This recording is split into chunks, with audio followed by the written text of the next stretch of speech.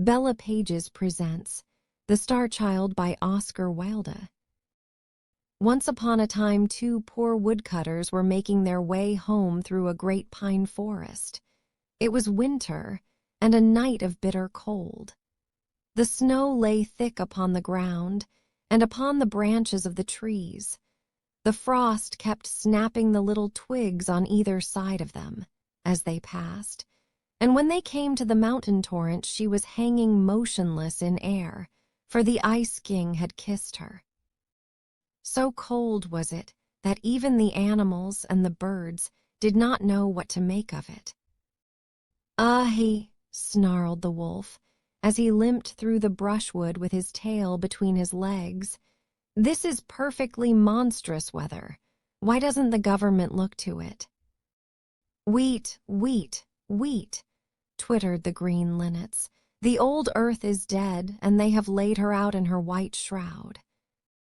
The earth is going to be married, and this is her bridal dress," whispered the turtle doves to each other.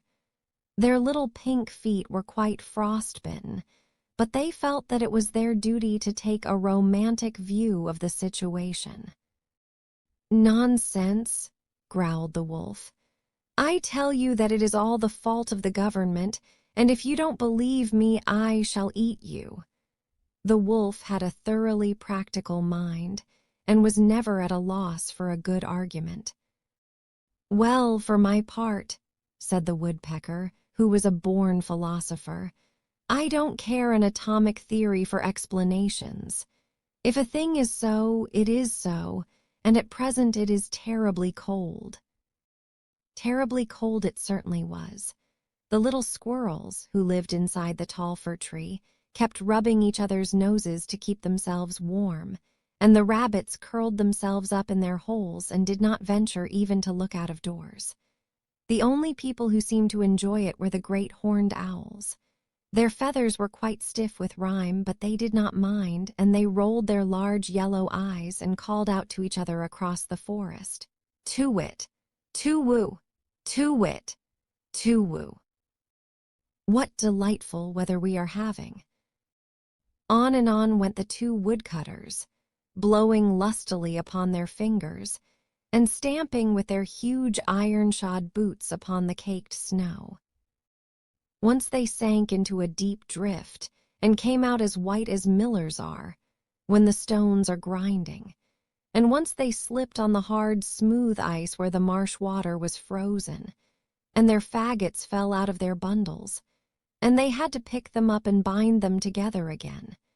And once they thought that they had lost their way, and a great terror seized on them, for they knew that the snow is cruel to those who sleep in her arms.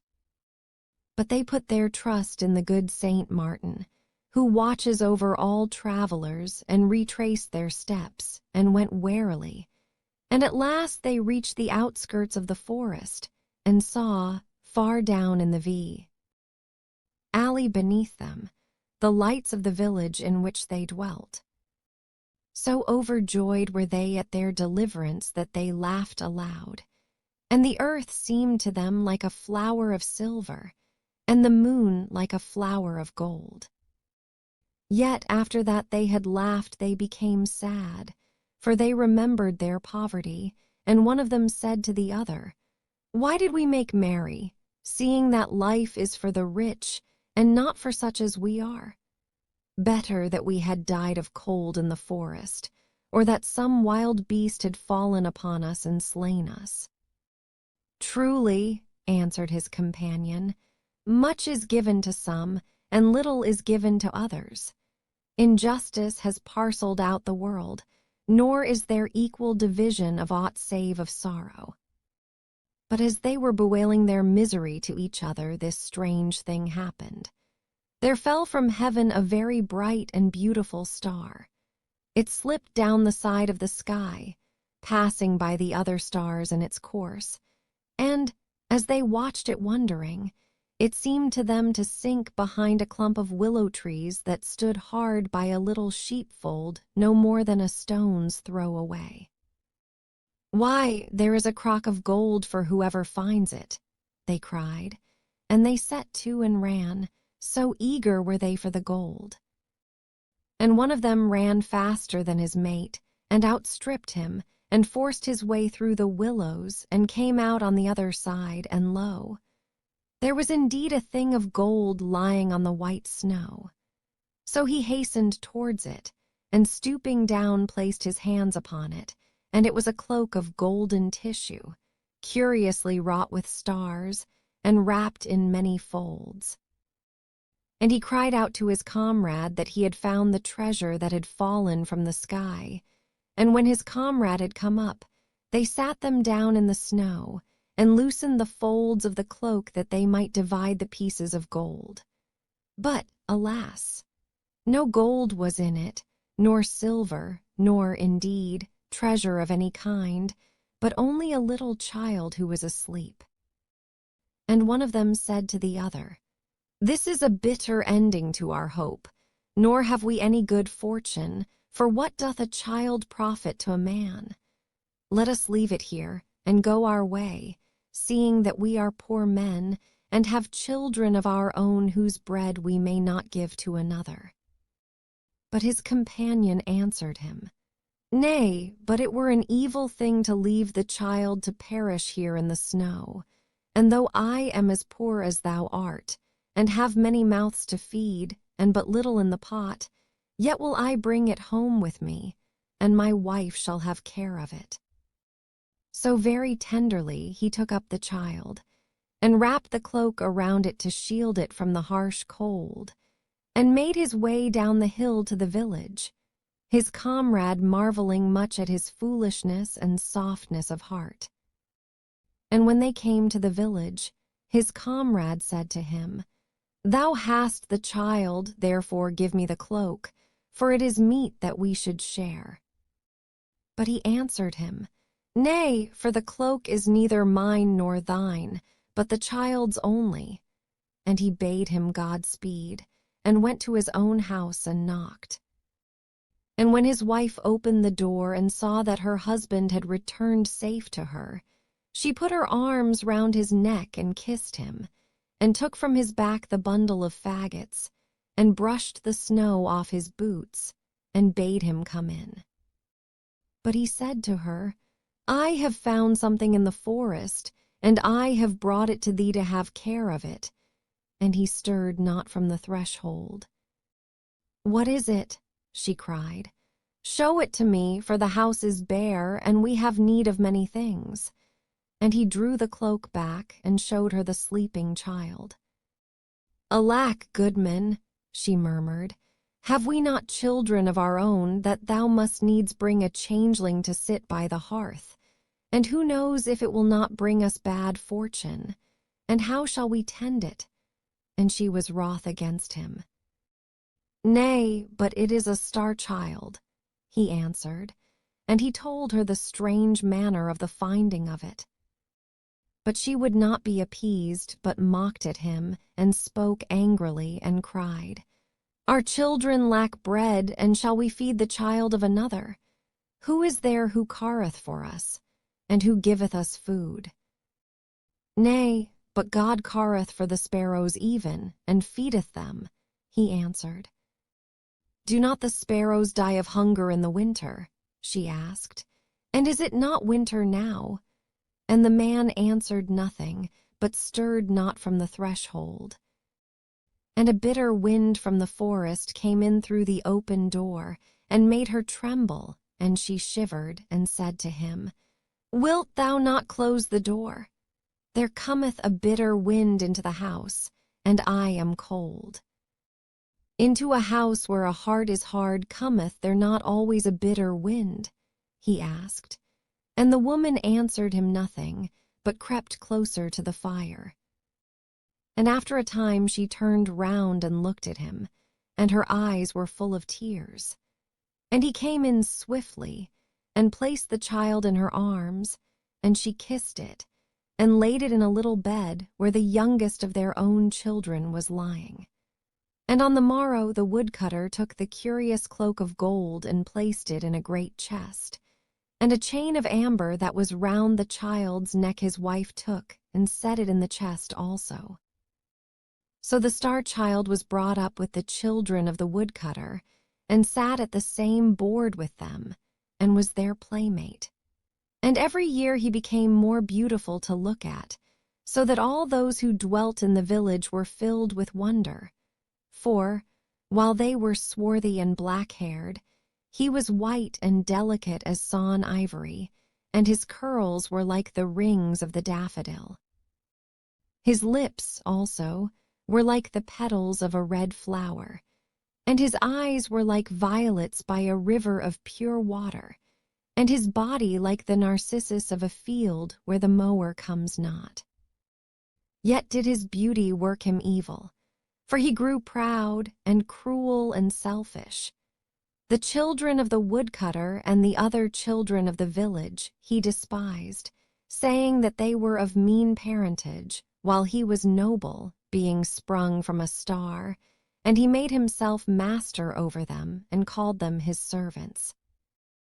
No pity had he for the poor, or for those who were blind or maimed or in any way afflicted, but would cast stones at them and drive them forth to the highway, and bid them beg their bread elsewhere, so that none save the outlaws came twice to that village to ask for alms. Indeed, he was as one enamored of beauty, and would mock at the weakly and ill-favored and make jest of them. And himself he loved, and in summer, when the winds were still, he would lie by tea. He well in the priest's orchard, and look down at the marvel of his own face, and laugh for the pleasure he had in his fairness. Often did the woodcutter and his wife chide him, and say, "We did not deal with thee as thou dealest with those who are left desolate, and have none to succor them. Wherefore art thou so cruel to all who need pity?" Often did the old priest send for him, and seek to teach him the love of living things, saying to him, "The fly is thy brother, do it no harm. The wild birds that roam through the forest have their freedom. Snare them not for thy pleasure. God made the blind worm and the mole, and each has its place. Who art thou to bring pain into God's world? Even the cattle of the field praise him." But the Star-Child heeded not their words, but would frown and flout and go back to his companions and lead them. And his companions followed him, for he was fair and fleet of foot and could dance and pipe and make music. And wherever the Star-Child led them they followed, and whatever the Star-Child bade them do, that did they. And when he pierced with a sharp reed the dim eyes of the mole, they laughed, and when he cast stones at the leper they laughed also. And in all things he ruled them, and they became hard of heart, even as he was. Now there passed one day through the village a poor beggar woman. Her garments were torn and ragged, and her feet were bleeding from the rough road on which she had traveled, and she was in very evil plight. And being weary, she sat her down under a chestnut tree to rest. But when the Star-Child saw her, he said to his companions, "See, there sitteth a foul beggar woman under that fair and green-leaved tree. Come, let us drive her hence, for she is ugly and ill-favored." So he came near and threw stones at her, and mocked her, and she looked at him with terror in her eyes, nor did she move her gaze from him. And when the woodcutter, who was cleaving logs in a haggard hard by, saw what the Star-Child was doing, he ran up and rebuked him, and said to him, "Surely thou art hard of heart, and knowest not mercy. For what evil has this poor woman done to thee that thou shouldst treat her in this wise?" And the Star-Child grew red with anger, and stamped his foot upon the ground, and said, "Who art thou to question me what I do? I am no son of thine to do thy bidding." "Thou speakest truly," answered the woodcutter. "Yet did I show thee pity when I found thee in the forest." And when the woman heard these words, she gave a loud cry, and fell into a swoon.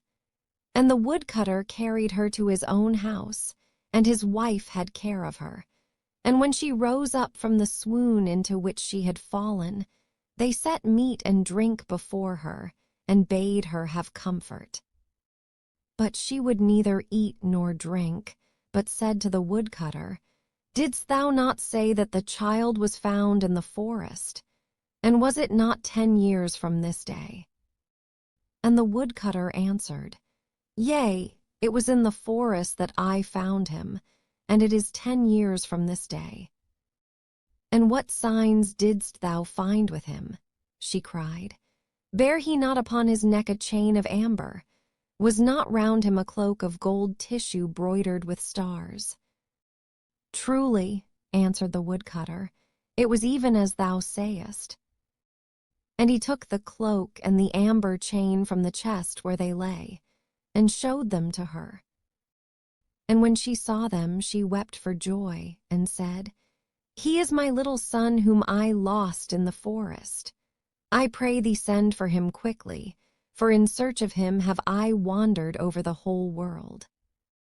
So the woodcutter and his wife sent out and called to the Star-Child, and said to him, "Go into the house, and there shalt thou find thy mother, who is waiting for thee."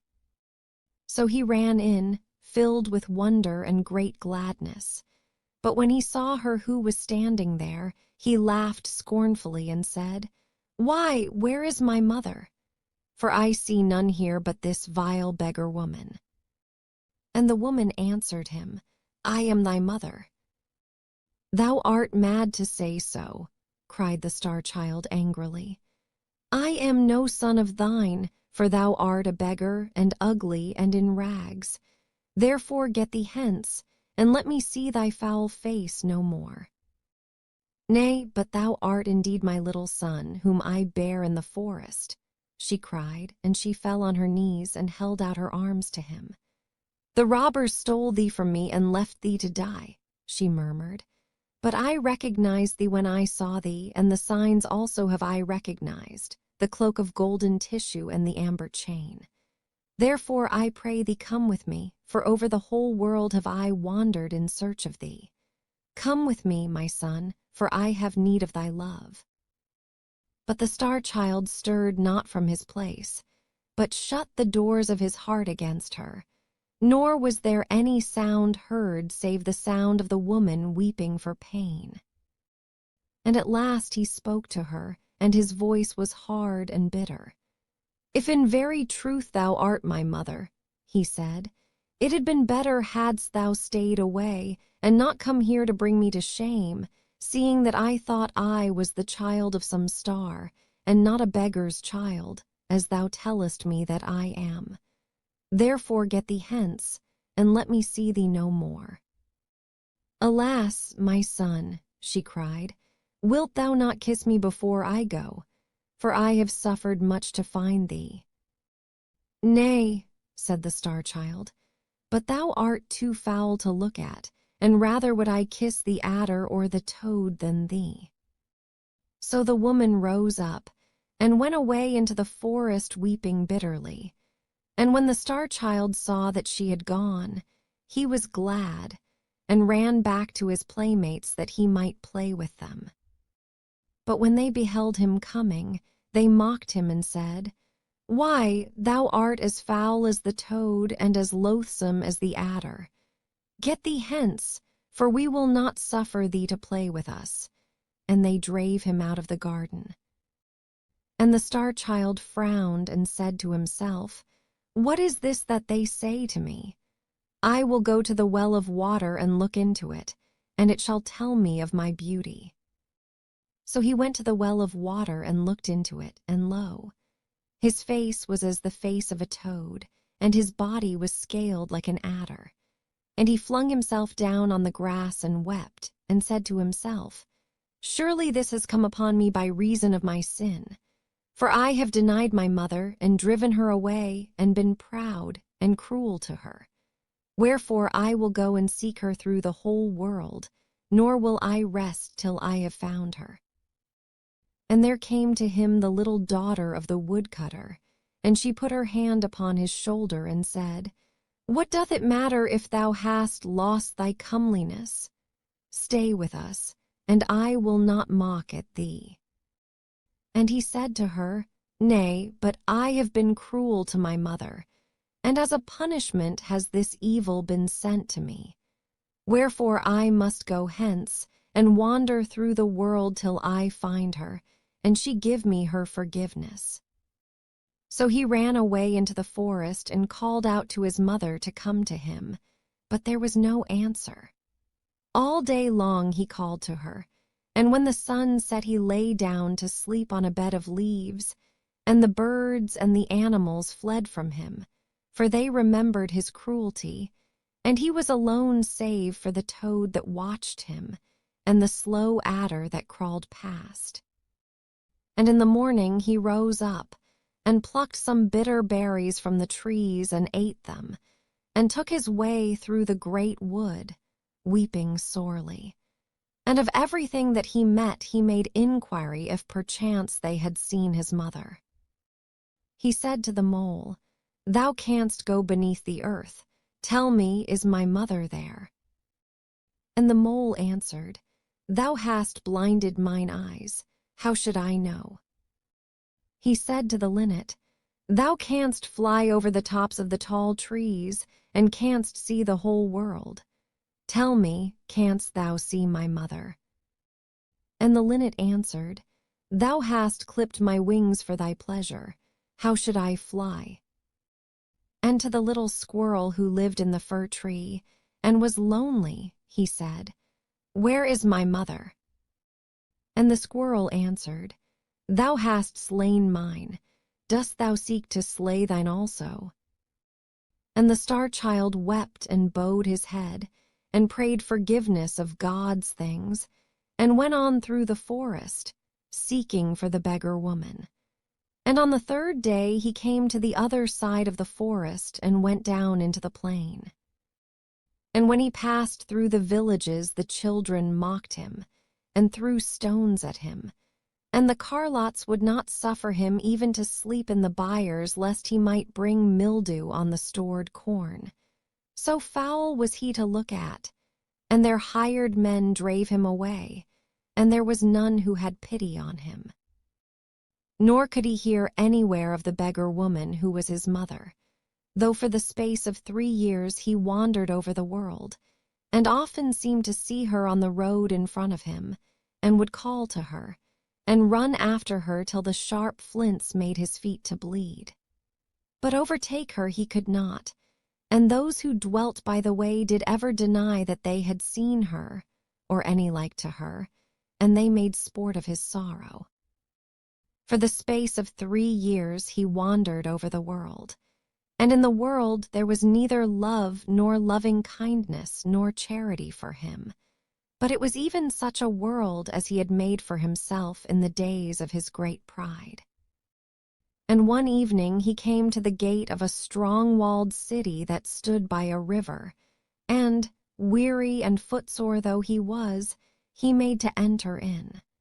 But the soldiers who stood on guard dropped their halberts across the entrance, and said roughly to him, "What is thy business in the city?" "I am seeking for my mother," he answered, "and I pray ye to suffer me to pass, for it may be that she is in this city." But they mocked at him, and one of them wagged a black beard, and set down his shield and cried, "Of a truth, thy mother will not be merry when she sees thee, for thou art more ill-favored than the toad of the marsh, or the adder that crawls in the fen. Get thee gone, get thee gone. Thy mother dwells not in this city." And another, who held a yellow banner in his hand, said to him, "Who is thy mother, and wherefore art thou seeking for her?" And he answered, "My mother is a beggar even as I am, and I have treated her evilly, and I pray ye to suffer me to pass that she may give me her forgiveness, if it be that she tarrieth in this city." But they would not, and pricked him with their spears. And as he turned away weeping, one whose armor was inlaid with gilt flowers, and on whose helmet couched a lion that had wings, came up and made inquiry of the soldiers who it was who had sought entrance. And they said to him, "It is a beggar and the child of a beggar, and we have driven him away." "Nay," he cried, laughing, "but we will sell the foul thing for a slave, and his price shall be the price of a bowl of sweet wine." And an old and evil-visaged man who was passing by called out and said, "I will buy him for that price." And, when he had paid the price, he took the star-child by the hand and led him into the city. And after that they had gone through many streets, they came to a little door that was set in a wall that was covered with a pomegranate tree. And the old man touched the door with a ring of graved jasper, and it opened. And they went down 5 steps of brass into a garden filled with black poppies and green jars of burnt clay. And the old man took then from his turban a scarf of figured silk, and bound with it the eyes of the star-child, and drave him in front of him. And when the scarf was taken off his eyes, the star-child found himself in a dungeon that was lit by a lantern of horn. And the old man set before him some mouldy bread on a trencher, and said, "Eat," and some brackish water in a cup, and said, "Drink." And when he had eaten and drunk, the old man went out, locking the door behind him and fastening it with an iron chain.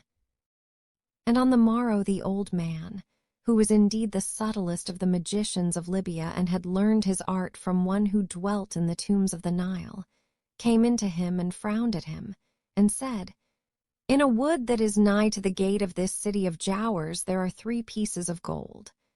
One is of white gold, and another is yellow gold, and the gold of the third is red. Today thou shalt bring me the piece of white gold, and if thou bringest it not back, I will beat thee with 100 stripes. Get thee away quickly, and at sunset I will be waiting for thee at the door of the garden. See that thou bringest the white gold, or it shall go ill with thee, for thou art my slave, and I have bought thee for the price of a bowl of sweet wine." And he bound the eyes of the star-child with the scarf of figured silk, and led him through the house, and through the garden of poppies, and up the 5 steps of brass. And having opened the little door with his ring, he set him in the street. And the star-child went out of the gate of the city, and came to the wood of which the magician had spoken to him. Now this wood was very fair to look at from without, and seemed full of singing birds and of sweet-scented flowers, and the star-child entered it gladly. Yet did its beauty profit him little, for wherever he went harsh briars and thorns shot up from the ground and encompassed him, and evil nettles stung him, and the thistle pierced him with her daggers, so that he was in sore distress. Nor could he anywhere find the piece of white gold of which the magician had spoken, though he sought for it from morn to noon, and from noon to sunset. And at sunset he set his face towards home, weeping bitterly, for he knew what fate was in store for him. But when he had reached the outskirts of the wood, he heard from a thicket a cry as of someone in pain. And forgetting his own sorrow, he ran back to the place, and saw there a little hare caught in a trap that some hunter had set for it. And the star-child had pity on it, and released it, and said to it, "I am myself but a slave, yet may I give thee thy freedom."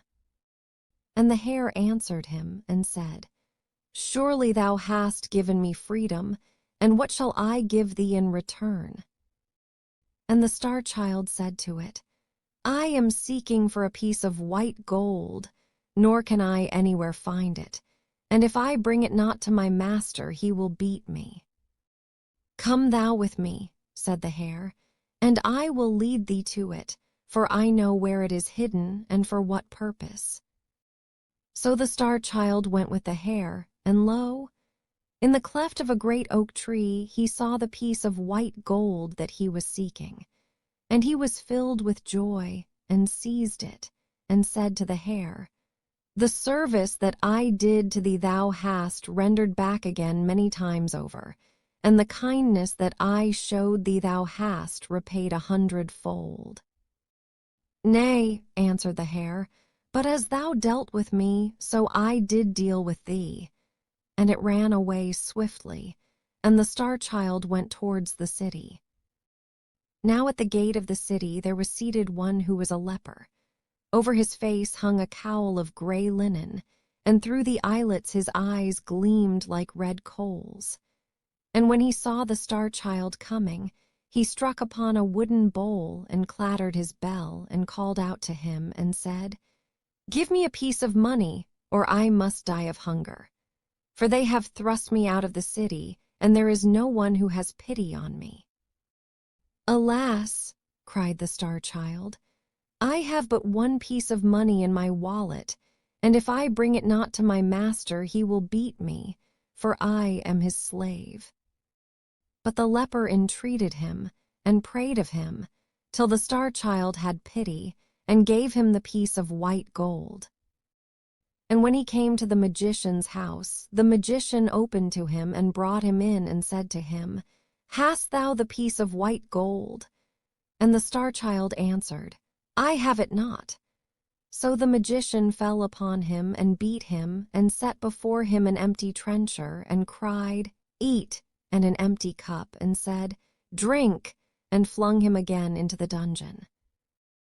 And on the morrow the magician came to him and said, "If today thou bringest me not the piece of yellow gold, I will surely keep thee as my slave, and give thee 300 stripes. So the Star-Child went to the wood, and all day long he searched for the piece of yellow gold, but nowhere could he find it. And at sunset he sat him down and began to weep, and as he was weeping there came to him the little hare that he had rescued from the trap. And the hare said to him, "Why art thou weeping? And what dost thou seek in the wood?" And the Star-Child answered, "I am seeking for a piece of yellow gold that is hidden here, and if I find it not, my master will beat me and keep me as a slave." "Follow me," cried the hare, and it ran through the wood till it came to a pool of water. And at the bottom of the pool the piece of yellow gold was lying. "How shall I thank thee?" said the Star-Child, "for, lo, this is the second time that you have succored me." "Nay, but thou hadst pity on me first," said the hare, and it ran away swiftly. And the Star-Child took the piece of yellow gold and put it in his wallet and hurried to the city. But the leper saw him coming and ran to meet him and knelt down and cried, "Give me a piece of money, or I shall die of hunger." And the Star-Child said to him, "I have in my wallet but one piece of yellow gold, and if I bring it not to my master, he will beat me and keep me as his slave." But the leper entreated him sore, so that the Star-Child had pity on him, and gave him the piece of yellow gold. And when he came to the magician's house, the magician opened to him and brought him in and said to him, "Hast thou the piece of yellow gold?" And the Star-Child said to him, "I have it not." So the magician fell upon him and beat him and loaded him with chains and cast him again into the dungeon.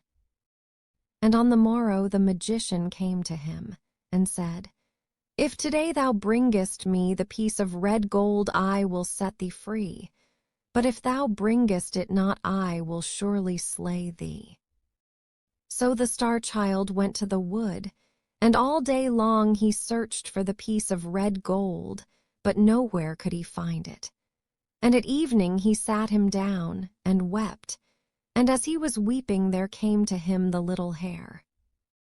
And the hare said to him, "The piece of red gold that thou seekest is in the cavern that is behind thee. Therefore weep no more, but be glad." "How shall I reward thee?" cried the Star-Child.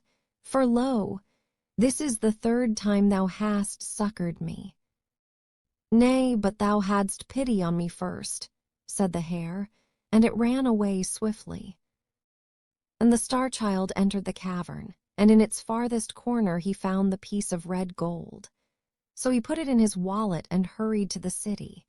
And the leper, seeing him coming, stood in the center of the road and cried out and said to him, "Give me the piece of red money, or I must die." And the Star-Child had pity on him again, and gave him the piece of red gold, saying, "Thy need is greater than mine." Yet was his heart heavy, for he knew what evil fate awaited him. But lo, as he passed through the gate of the city, the guards bowed down and made obeisance to him, saying, "How beautiful is our Lord!" And a crowd of citizens followed him, and cried out, "Surely there is none so beautiful in the whole world." So that the Star-Child wept and said to himself, "They are mocking me and making light of my misery." And so large was the concourse of the people that he lost the threads of his way, and found himself at last in a great square, in which there was a palace of a king. And the gate of the palace opened, and the priests and the high officers of the city ran forth to meet him, and they abased themselves before him, and said, "Thou art our Lord for whom we have been waiting, and the son of our king." And the Star-Child answered them and said, "I am no king's son, but the child of a poor beggar woman. And how say ye that I am beautiful, for I know that I am evil to look at?" Then he, whose armor was inlaid with gilt flowers, and on whose helmet couched a lion that had wings, held up a shield, and cried, "How saith my Lord that he is not beautiful?" And the Star-Child looked, and lo, his face was even as it had been, and his comeliness had come back to him, and he saw that in his eyes which he had not seen there before. And the priests and the high officers knelt down and said to him, "It was prophesied of old that on this day should come he who was to rule over us. Therefore, let our Lord take this crown and this scepter, and be in his justice and mercy our king over us." But he said to them, "I am not worthy, for I have denied the mother who bare me, nor may I rest till I have found her and known her forgiveness. Therefore let me go, for I must wander again over the world, and may not tarry here, though ye bring me the crown and the scepter." And as he spake, he turned his face from them towards the street that led to the gate of the city, and lo, amongst the crowd that pressed round the soldiers, he saw the beggar woman who was his mother, and at her side stood the leper, who had sat by the road. And a cry of joy broke from his lips, and he ran over, and kneeling down he kissed the wounds on his mother's feet, and wet them with his tears. He bowed his head in the dust, and sobbing as one whose heart might break, he said to her, "Mother, I denied thee in the hour of my pride. Accept me in the hour of my humility. Mother, I gave thee hatred. Do thou give me love. Mother, I rejected thee. Receive thy child now." But the beggar woman answered him not a word. And he reached out his hands and clasped the white feet of the leper, and said to him, "Thrice did I give thee of my mercy. Bid my mother speak to me once." But the leper answered him not a word. And he sobbed again and said, "Mother, my suffering is greater than I can bear. Give me thy forgiveness, and let me go back to the forest." And the beggar woman put her hand on his head, and said to him, "Rise." And the leper put his hand on his head, and said to him, "Rise also." And he rose up from his feet, and looked at them, and lo, they were a king and a queen. And the queen said to him, "This is thy father whom thou hast succored." And the king said, "This is thy mother, whose feet thou hast washed with thy tears." And they fell on his neck and kissed him, and brought him into the palace, and clothed him in fair raiment, and set the crown upon his head, and the scepter in his hand. and over the city that stood by the river he ruled, and was its lord. Much justice and mercy did he show to all, and the evil magician he banished. And to the woodcutter and his wife he sent many rich gifts, and to their children he gave high honor. Nor would he suffer any to be cruel to bird or beast, but taught love and loving kindness and charity. And to the poor he gave bread, and to the naked he gave raiment, and there was peace and plenty in the land. Yet ruled he not long, so great had been his suffering, and so bitter the fire of his testing, for after the space of 3 years he died. And he who came after him ruled evilly,